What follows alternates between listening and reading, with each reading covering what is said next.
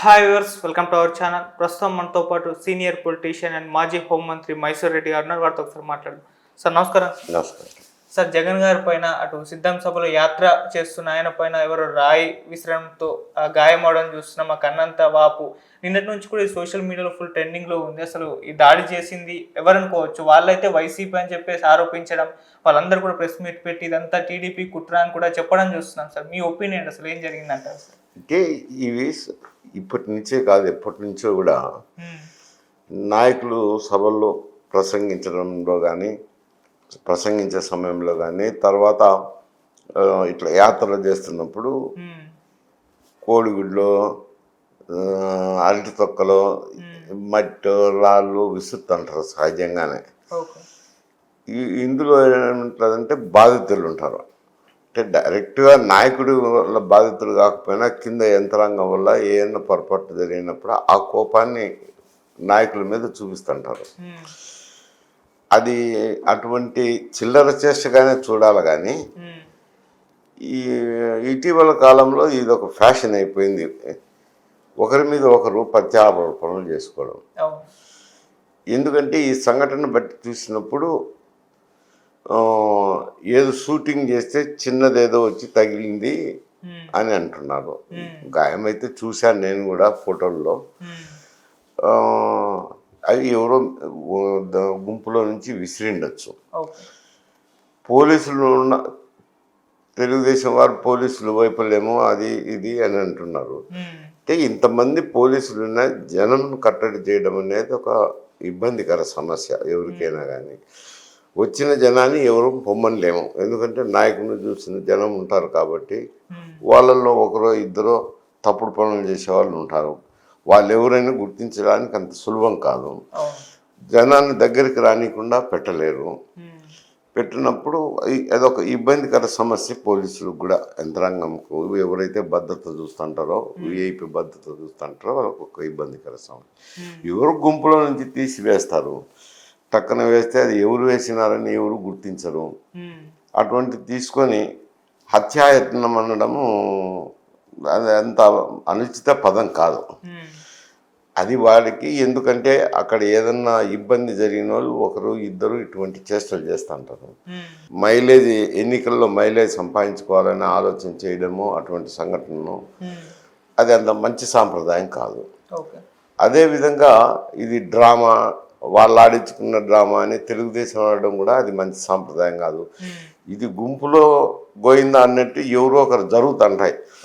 అది జరిగిన సంఘటన అంతవరకే పరిమితం చేసుకోవాలి. కానీ ఇక్కడ ఏమైతుందంటే జనసేన, తెలుగుదేశము, అందులో బీజేపీ కూడా ఒక కూటమిగా ఒక పక్కన ఉన్నారు. వైఎస్ఆర్సీపీకి ఒక కూటమి కానీ, వాళ్ళ కూటమికి కానీ ఆల్మోస్ట్ డిసైడ్ అయింటారు ఎవరికి ఓట్లు వేయాలని. జనం డిసైడ్ అయింటారు. ఈ ప్రచారాలు చెప్పడాలు ఇవన్నీ ఏదో ప్రచారంలో భాగంగా జరుగుతుంటాయి. తుదకు జరిగేది ఏమిట్రా అంటే ఓటర్లకు డబ్బు పంపిణీ. లాస్ట్ టైం అయితే 1000 రూపాయలు యావరేజ్ చేసి పెట్టినారు. ఈ తూరి 2000 అంటున్నారు. 2000 పైన ఏదో పంచేది. వాళ్ళు ఇద్దరి దగ్గర తీసుకుంటారు, ఇద్దరు అభ్యర్థుల దగ్గర. వాళ్ళకు తోచిన విధంగా ఓట్లు వేస్తుంటారు, వాళ్ళ ఇష్ట ప్రకారం వేస్తుంటారు. ఇటువంటి సంఘటనలు జరిగినప్పుడు, ఎందుకంటే అక్కడ ఈ భూ నిర్వాసితులు ఉన్నారు. ఎప్పుడున్న సంవత్సరం నుంచి ఆందోళన చేస్తున్నారు, అమరావతి అమరావతి అమరావతి అని. 3 రాజధానులు, ఎన్ని రాజధాని అనేసి ఉన్నప్పుడు జరుగుతాయి. ఆ ప్రాంతంలోనే ఆయన పర్యటిస్తున్నారు. ఎవరన్నా రైతులు, ఎవరో ఒకరు బాధితులు అవి కాకపోతే, నేనంటే డైరెక్ట్గా వారి మీద ఆరోపణ చేయటం లేదు, రైతుల మీద. ఎవరైనా కానీ ఉండొచ్చు, ఏదో వాళ్ళకు పని జరగకపోతేనో, అధికార యంత్రాంగం నుంచి సరైన స్పందన లేకపోతేనో, ఇతర ప్రభుత్వం మీద ఒక విధమైన ఏకభావాన్ని డెవలప్ చేసుకొని, అది ఇటువంటి సమయాల్లో అటువంటి సంఘటనలు జరుగుతుంటాయి. దాన్ని తీసిపోయి వైసీపీ హత్యాయత్నం చేసినారు, మా మీద కుట్ర పని హత్య చేసేదానికే ప్రయత్నం చేసినారని వైఎస్ఆర్సీపీ అనడము తప్పే. ఇది డ్రామా వేస్తున్నారు ఎన్నికల స్టంట్ కానీ తెలుగుదేశం అనడం తప్పే.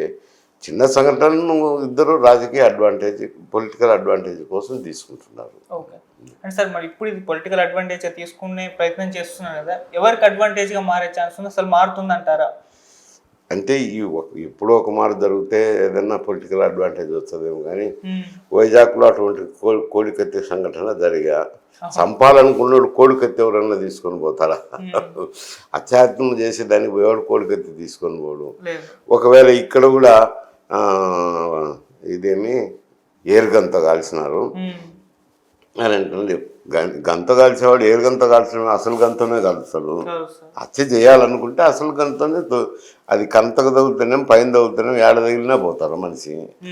హత్య చేయాలనుకుంటే నిజంగా హత్య చేయాలనే ఉద్దేశంతోనే అది పెంచింటే వాళ్ళ కోపాన్ని వాళ్ళ ఆవేశాన్ని ప్రదర్శించే సంఘటనను రెండు పార్టీలు చిత్రీకరించుకోవడం ఎందుకంటే అప్పుడు కోడికత్తి సంఘటన ఏదో జరిగింది విమానాశ్రయంలో, దాన్ని రాజకీయ అడ్వాంటేజ్గా మలుచుకున్నారనేది తెలుగుదేశంకు బాధ ఉంది.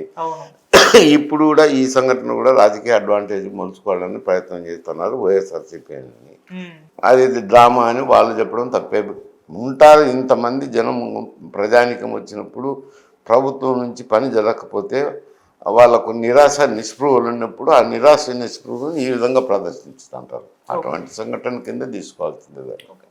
అంటే సార్ ఇది డ్రామా అయ్యే ఛాన్స్ కానివ్వండి, లేకుంటే టీడీపీ వాళ్ళు చేసే ఛాన్స్ కానీ ఏవి లేవు అని అంటారా సార్ కన్ఫామ్గా? నిరాశ నిస్పృహల్లో ఉండే జనం చేసే సంఘటన వాళ్ళు డ్రామా వేయాలా అని అనుకున్నారు అనుకోండి. ఎవరు? వైఎస్ఆర్సీపీ. రాయి విసిరినప్పుడు రాయి విసిలో ఎయిర్ గన్ నుంచి బుల్లెట్ అయినప్పుడు అది పొరపాటున అంత గురిగాడు ఉంటాడా? పొరపాటున కింద తగిలితే కన్నే పోతుంది. ఒకవేళ నిజంగానే హత్యా ప్రయత్నం చేసేవాడైతే ఈయనకు ఎయిర్ గన్ ఎవడు ఉపయోగించడు. కావాల్సిన ఇలిసిట్ ఆర్మ్స్ దొరుకుతాయి, దాంతో వెళ్ళి చంపుతాడు. ఎయిర్ గన్తో కొట్టి ఎవరన్నా చంపేదానికి ప్రయత్నం చేస్తారా? కాబట్టి వాళ్ళ తీరి తప్పే. డ్రామా వేస్తున్నారని వీళ్ళు అంటున్నారు కదా, చిన్న పొరపాటు జరిగితే కన్నైపోతుంది కదా, అటువంటి చేసుకోరు కదా ఎవరు. అందువల్ల ఇది ఎవరో నిరాశ నిస్పృహలో చేసిన సంఘటన. అటువంటిది ఈ మాదిరి ఒక వారు చిత్రీకరించున్నారని తెలుగుదేశం వాళ్ళు మాట్లాడడము, వీళ్ళు దీన్ని ఉపయోగించుకోవాలని చూసుకొని ప్రయత్నం చేయడము ఇద్దరిది తప్పే అని అంటాను. ఓకే సార్, అప్పుడు కోడికత్తి సీన్ అప్పుడు కానీ జగన్ గారి పైన కాస్త సింపతి వర్కౌట్ అయింది. వివేక హత్య కేసు కూడా కాస్త సింపతి అయి జగన్ ప్రభుత్వం అధికారంలోకి రావడం చూసాం. సో ఇప్పుడు ఇటువంటి సంఘటనలు నిజంగా సింపతి క్రియేట్ చేస్తాయా, ప్రజలపైన ఇంపాక్ట్ చూపిస్తాయా, వాళ్ళని ఓట్లుగా టర్న్ అయ్యే ఛాన్స్ మనకు అనిపిస్తాయా సార్? ఇప్పుడు అది కోడికత్తి సంఘటన అంటే వేరు. ఫస్ట్ టైము మొదటి మారు ప్రజలు కూడా అదేదో అర్థం కాక కొంత వచ్చిండొచ్చు. ఈ వివేకానంద రెడ్డి హత్య కేసు అనేది అది అక్కడ అందరికీ స్థానికంగా తెలిసిందే, దాని మీద ఆయనకి ఏమొస్తుంది. కానీ ఇప్పుడు ఇది ఇటువంటి ఉపయోగించుకోవాలని ప్రయత్నాలు చేసుకుంటున్నారు. ఉపయోగపడతాయా లేదా అనేది రేపు ఎన్నికల తర్వాత తెలుస్తుంది. ఓకే సార్, ఇటు జగన్ గారి వైపు ప్రభుత్వ ఉద్యోగులు వ్యతిరేకంగా ఉన్నారు అని అంటున్నారు సార్. నిజంగా ప్రభుత్వ ఉద్యోగులందరూ కూడా జగన్ గారికి వ్యతిరేకంగా ఉన్నారా? ఉంటే ఎందుకంటారు సార్? ఇప్పుడు ప్రభుత్వ ఉద్యోగులు వాళ్ళు నెలసరి వేతనం తీసుకుంటారు, ప్రజలకు పన్నులు చేయాల్సిన అవసరం ఉంటుంది. ఇప్పుడు రాష్ట్రానికి కూడా రాష్ట్ర ప్రభుత్వానికి కూడా దాదాపు 50% జీతభత్యాలకు పెన్షన్లకు పోతుంటుంది. 40% అనుకుంటా, 40% పోతుంది. 60% మిగతా అన్ని కార్యక్రమాలకు ఉపయోగపడుతుంది. చేస్తుంటారు. కింద కొంత వాళ్ళు కొన్ని డిమాండ్లు యూనియన్స్ ఉంటాయి, కొన్ని కోరికలు ఉంటాయి, పరిష్కారం చేయాలని ప్రభుత్వం మీద ఒత్తిడి చేస్తుంటారు. ప్రభుత్వం పరిష్కారం చేసుకోవాలంటే ఆర్థిక వనరులను దృష్టిలో పెట్టుకొని భారం ఎంత వస్తుందో చూసుకొని బ్యాలెన్స్ చేసుకొని మాట్లాడాల్సి ఉంటుంది. ఉద్యోగులను సంతృప్తి పరచలేకపోయినప్పుడు ఉద్యోగుల్లో అసంతృప్తి ఉంటుంది. అధికారంలో ఉన్నాక అసంతృప్తి అనేది సహజంగా వస్తుంది. వచ్చినప్పుడు వ్యతిరేకత ఉంటుంది. ఏ ప్రభుత్వం మీదనే అని వ్యతిరేకత ఉంటుంది. ఇక్కడ కూడా మొన్న జరిగిన ఎన్నికల్లో అధికార యంత్రాంగం కొంచెం వ్యతిరేకంగానే పనిచేసింది కదా బీఆర్ఎస్కు. ఆడ కూడా అదే జరుగుతుంది అంటారు. ఓకే.